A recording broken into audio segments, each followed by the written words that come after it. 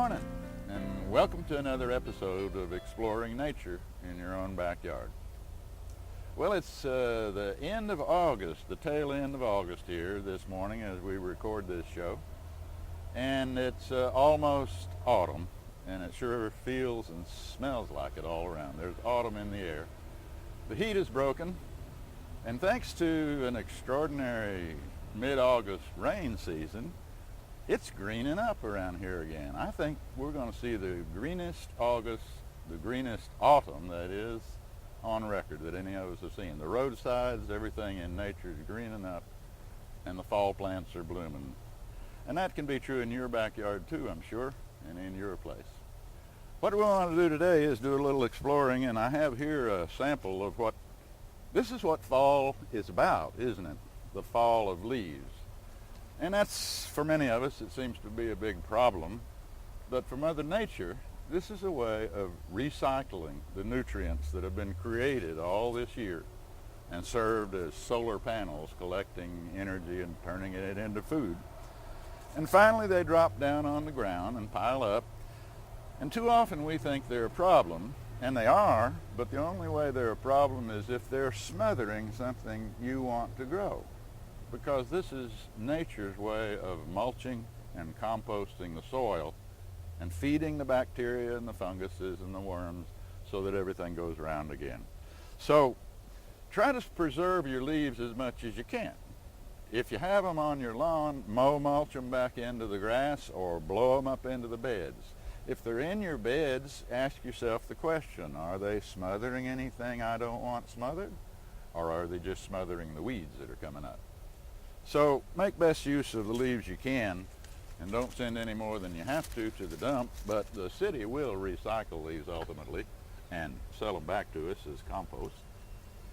Well, autumn is a time for raking leaves and cleaning up things and getting outside. It's arguably, I think, our best season of the year.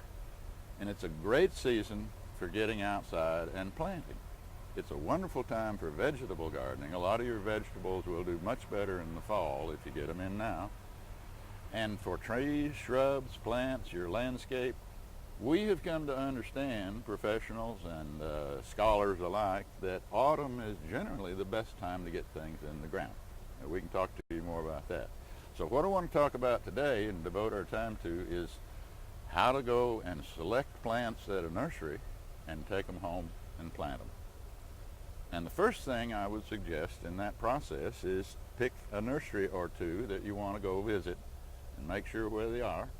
And I would suggest that first off you try to pick a nursery or a garden center that is home-owned and has been in business for some time. They're likely to have the best staff, the best knowledge of plants for our area, and most of them, all of them now, carry good organic supplies. So following our advice, what we want to do today is take you to visit a nursery, as you may have guessed. We're today visiting Meador Nursery on Fort Worth Drive, not far from our place. And our host and guest and host is Mr. Ted Meador. Thanks for coming out today. He's the owner and manager and chief cook and bottle washer, I think, too. That's right. Around here. Designer and That's sales. Right. Ted and I compete in some things in our landscaping business, designing and selling landscapes, but Ted does a lot of things I don't. And one of the main things is having this whole nursery full of plants. Ted, tell us a little about this has been here how long? How long has the Meador Nursery been going? The Meador Nursery was started sometime back in the 30s. My grandpa started it. We don't really know how long ago it was because our records only go back to 1939, but my uncles tell me it goes back farther than that. Yeah, really. And at that time, the property was a lot bigger, and they grew everything in the field. There was no containers or way to transport them, and so everything was grown and sold in the fall, winter, and spring. Dig it up, ball and burlap it. Or bare root. Yeah. And then the 60s came out with metal buckets. Yeah. And then the 70s it came out with poly containers. Yeah. And so we have evolved into more of a traditional retail garden center. We grow maybe 10% of our plants here. My dad took over the business in the 60s, and then I went to Texas A&M University and graduated in 1985 and came back and worked here ever since. Mm. So it's been in the family a long time. And I see him around. Your dad, Vaughn, is out here doing all kinds of things. Well, it's a wonderful place, and it's a place that you can find most anything and everything you want.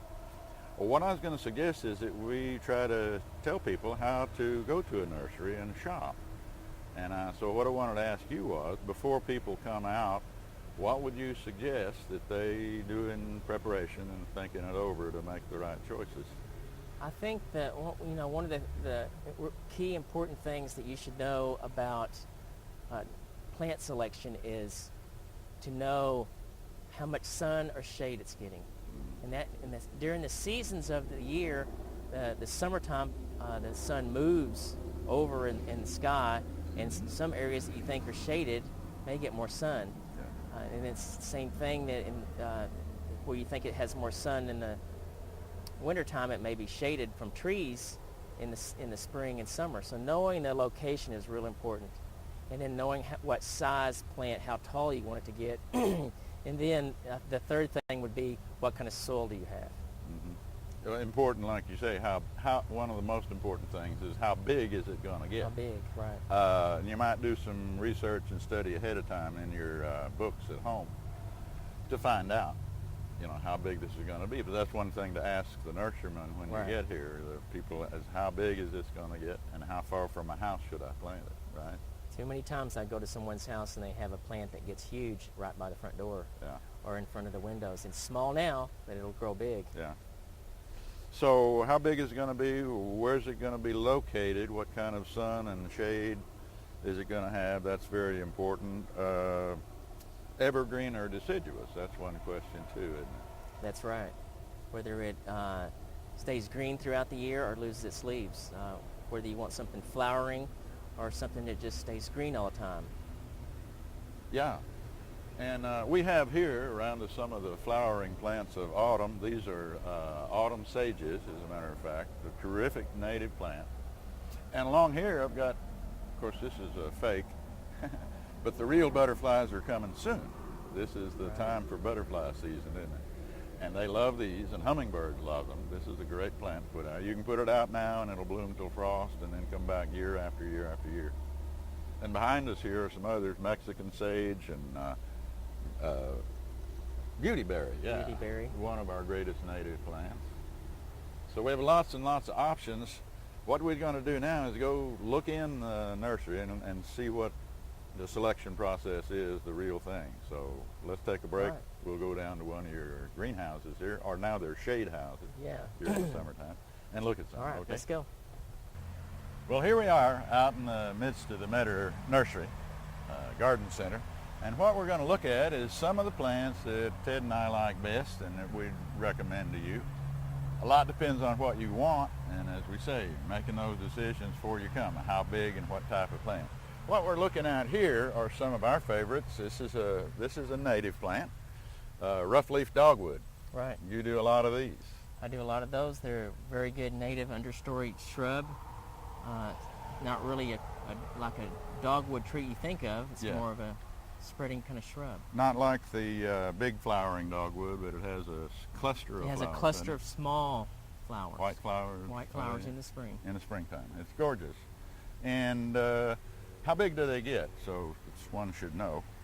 Well, the ones I've seen out in the area that are growing native get about 8 to 10 feet tall and just spread out at least that much or more. And they will grow in full sun, or will they? They do best where they get some shade. Yeah. But I've seen them out where they get some sun. So they like it under other trees. Under other trees, understory trees. What we call understory trees. Right. If you can grow under other trees, real pretty in the spring. They do tend to multiply and kind of spread, so you need to be aware of that. Here's another one here. It's one of our greatest native plants. Texas mountain laurel. Texas mountain laurel. In the springtime, it has the best bloom that you can ever imagine. It smells so sweet. So good. Yeah. So good. We're used to seeing these down in San Antonio, and often they grow wild down there. But you can grow them up here, and they will survive. They grow really slow, So usually when you see a plant at the nursery that is a really slow grower, it's probably going to cost you a little bit more because the grower has spent a lot more time in the nursery growing this tree, this shrub, to get it to this size. Yeah. Well, this is a great one, and it's good for sun or shade. It'll work under other trees as It'll well be as just out. about anywhere as far as I know. Great. Love them. What else we got here? Well, we've got another small native tree called orchid tree. Really? It's a pretty new one for us. It is for me. I don't know it. Yeah. We try to get new things in at our nursery every year. Sometimes, and then we try them. And we'll try them on different landscapes. We'll have them, we'll plant them just to see, we'll have an employee take one home to plant it to see how it does. Because we like to experiment. We're plant people here. Yeah. Everyone loves plants, and we want to find new things. Well, a lot of it, you're experimenting is to find out how it does in different soils, isn't it? Different soils. And in Denton County, we've got... Right. We've got sand, we've got red clay and black clay, and then we have caliche that's really bad. Yes. Different So all over. Some plants will work well, some soils, and some won't. So that's part of that. But that's a gorgeous one. It looks like it's had tremendous blooms. Yeah. And it is it a legume? It's opening up, right? Seed pods. Anyway. So I bet it was beautiful when it bloomed. I got to try one of those. You Good. get one. Yep. And let's see, what else we got here? Moving along. Here's one of my favorite plants that's not really a native. No. But it is so good.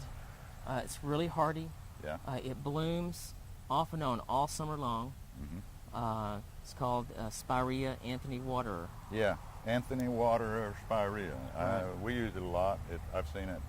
It's been around for 20 years or so, I guess. At least, yeah. It's not a native, but it's a No. well-adapted, It is. naturalized, we might call it. And this here, that's a great one.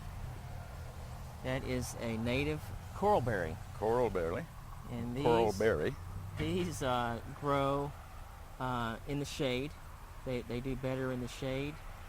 They have little coral berries in the wintertime. Mm-hmm. So they will lose all their leaves in the winter and just be covered. You can see little blooms right there that are going to turn into berries. Yeah. And they've And they're just finished gorgeous. blooming. Yeah. And so these will be coral berries all up and down the plant all winter. So these work great in shady places. These are They like need to to be in the be shade. under the oak tree. They grow all Right. around here. When you go out in the woods, Right. you Go out find in the them. woods and you'll find these. And so every more and time. more people are learning about that. And that's a gorgeous one and a very big one. What else we got?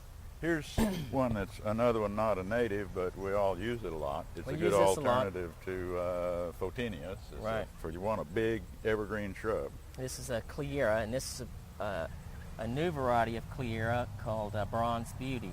Uh-huh. And it stays more compact than the good. regular old Cleara. Yeah. And that's one of the drawbacks with Cleara. They would get real leggy. Yeah. And this is a new variety they came out with that stays real compact. Stays It compact. still gets 6 feet tall, probably that wide too. But it's a real good one for something that you need that gets big. And Yeah. it does better if it gets a little bit of shade in the afternoon. Good screening plant. Good screen plant. Yeah. Well, here's one more. That's not a native, but we all use it a lot.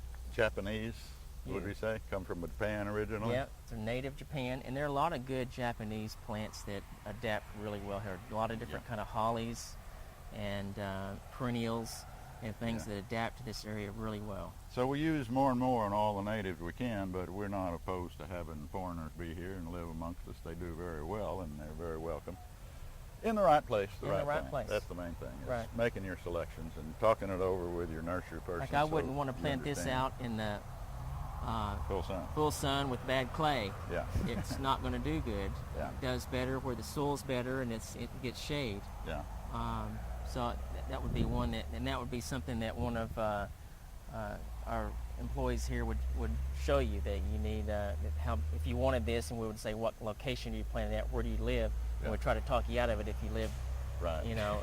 out in Crum where there's really bad soil and full sun. We want to get on and get to planting one, Well, show let's go folks get how to planting look one. at one and get a plant planted when they do select it and get it home. So let's All right. move on out to the sunny place.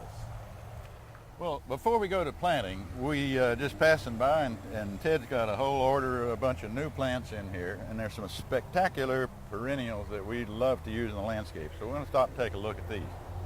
Starting with this one of our favorites. It's a Turk's cap. Turk's cap. You see that little flower kind of looks like a Turk's cap. People think. And it's a native plant. It does really well in Denton. Yeah. Gets about 3 feet tall and spreads out. Gets pretty wide. Kind of in between a vine and a bush. It kind is. of hangs out, and it blooms all summer and now all through the fall. It will be, and a tremendous attractor of butterflies and hummingbirds. And so that's a great one. You like that? Here's the other great perennial we got here is our native Texas autumn sage. Autumn sage. We looked at that on the table at the beginning. Yeah. And here is another good perennial that's called Russian sage. Oh, yes. And I guess it's Russian sage because it's probably native to Russia. Probably. But it does really well here. It's very drought tolerant. It's going to be blooming. You see the buds on there. It's going to be blooming here this fall. So many of our good days. perennials blooming most in the fall, don't they? That's a Which great is time. why they call that autumn sage, but it actually starts blooming In the springtime spring. and Sure blooms does. all year. And these are These great. are asters. Asters. It's not really a native, but I guess there are some native asters. There are, yeah. This one's not, but this is a good hardy aster that will come back year after year and bloom every fall. That's what we want. That's why we like perennials. They keep coming back. Here's one that goes in the shade. We love this one. Oxalis. It's oxalis. This And it does pretty well year round, doesn't does year round. This is the purple one. Yeah. It comes in all different colors. They Sure. bloom spring and fall. it? Yeah. Makes a good plant for the shade. Yeah. We use a lot. Well, and here we got dianthus, of course. It's This just is a about great time to be perennial. planting fall seasonal color. Yeah. The dianthus is one that is you plant as a seasonal color, and a lot of times it will keep going as a perennial. Great. Yeah, it does. There are a lot of varieties and a lot of colors in that. Right. Well, let's get on to the planting, I reckon. All right. Shall we? Let's go. Well, here we are out ready to show you how to plant a plant once you have selected it at your nursery and brought it home. We've got several plants out in front of us here. Before I say that, let me show you there's a little brochure here that Ted himself wrote and produced on how to plant a tree. That's right. In case you don't catch it on this, you can get these free at the nursery. These are 3 different very nice plants that we use all the time in landscaping in Denton County. And what we wanted to do is take a look at them. We're only going to plant one, but we want to look at the root balls to give us an idea about the planting. And this is something you could do if you want to when you visit the nursery. The nurserymen don't mind. No. Most people don't think of it. Right. But it's something to think about, isn't it? The root Right. balls. It is. That's something Tell to us think about about it. a lot. And we have 3 different plants here, and when you decide to choose a plant, one of the first things you might want to do is pull it out of the pot and look at the roots. I don't ever recommend pulling it by the stem, because it could not have, it could be a plant that doesn't have a lot of roots, and you pull it out and break the roots, and the plant will suffer. So what I recommend is that you put the plant upside down and gently tug it out. And then you can look at the root system. You can see this crepe myrtle here is pretty well rooted in.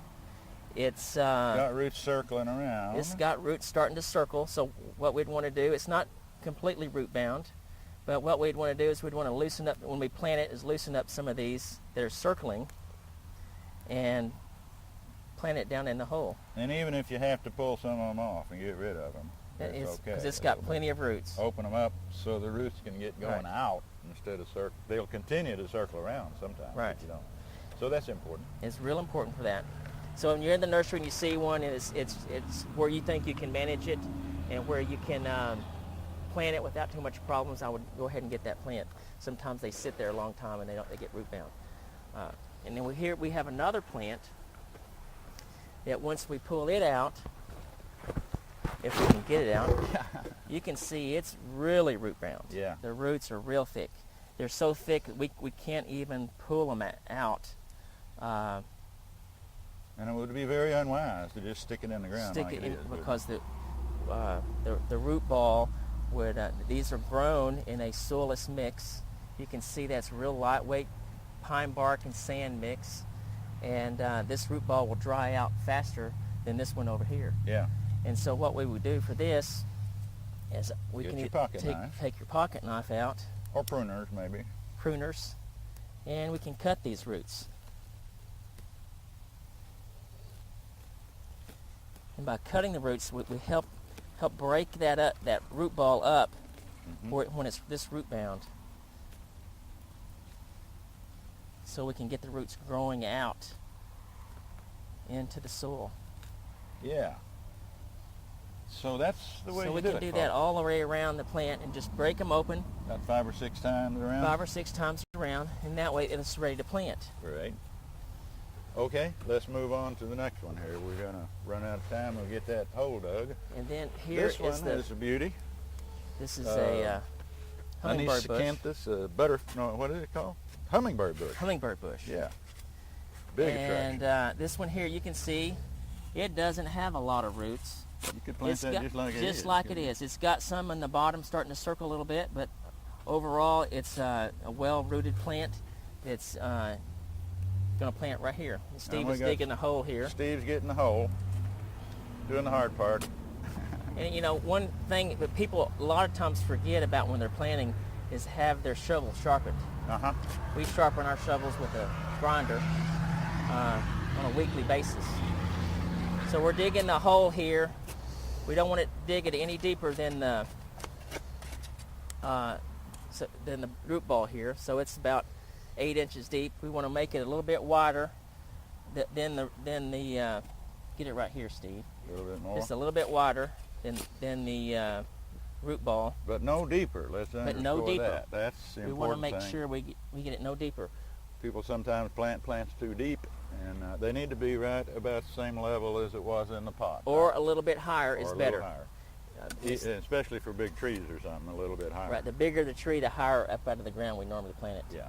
So then we'll, once we get it into the hole, we'll backfill with the native soil, Yeah. and then we will. Better water it One of the in. most important things is the watering it in. We got water here. Yeah. And a watering wand with a water breaker on the end is kind of a nice thing to have, so you're not washing it out so bad. You want to get it well soaked down.